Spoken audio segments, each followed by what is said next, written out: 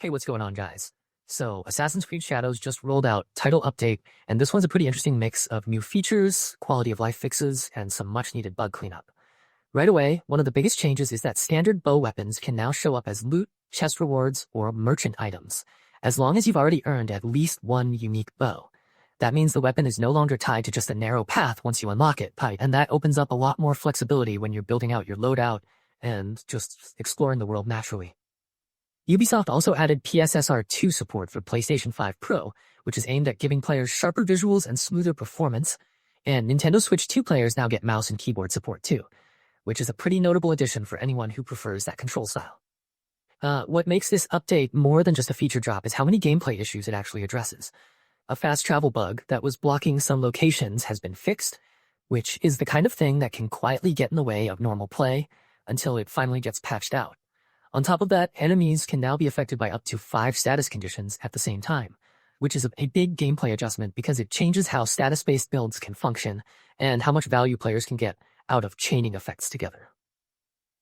Ubisoft also corrected the stats panel so extra rations are displayed properly, fixed the problem where damage bonuses were not applying while characters were unarmed, and adjusted stat calculations that were previously stopping once they reached the 100% mark.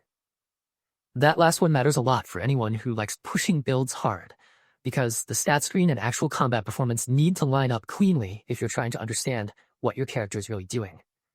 There are also several interface fixes that make the game a lot more stable and a lot less confusing.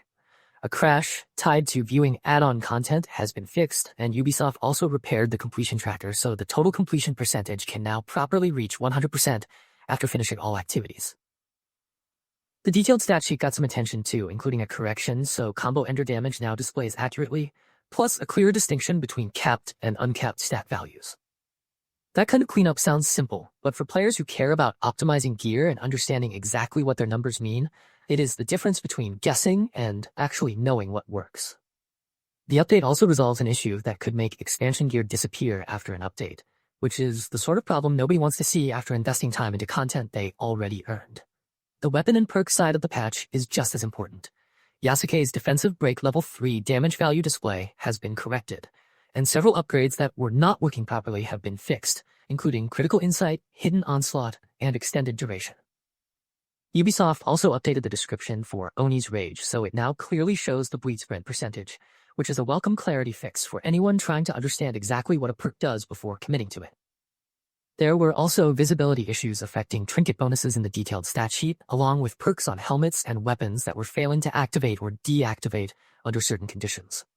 The affliction conversion bonuses were restored too, so status-focused builds should feel more consistent after this update.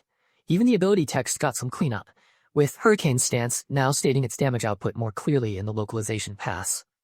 And then there are the quest fixes, which will matter a lot for people stuck on progression. Brothers in Arms now properly lets you loot the required enemies. Lost and Found has had its progression issue after defeating the Sentinel boss resolved, and the Winter Raiders can now be completed after all targets are defeated. Those are the kinds of quest blockers that can turn a great session into a frustrating one, so it is good to see them addressed directly instead of being left hanging. Ubisoft also listed patch sizes for the update across platforms, thus including 17.46 GB on Xbox Series XS, 3.45 GB on PS5, 5.4 GB on Nintendo Switch 2, 14.6 GB on PC, 4.4 GB on Steam, and 9 GB on Mac.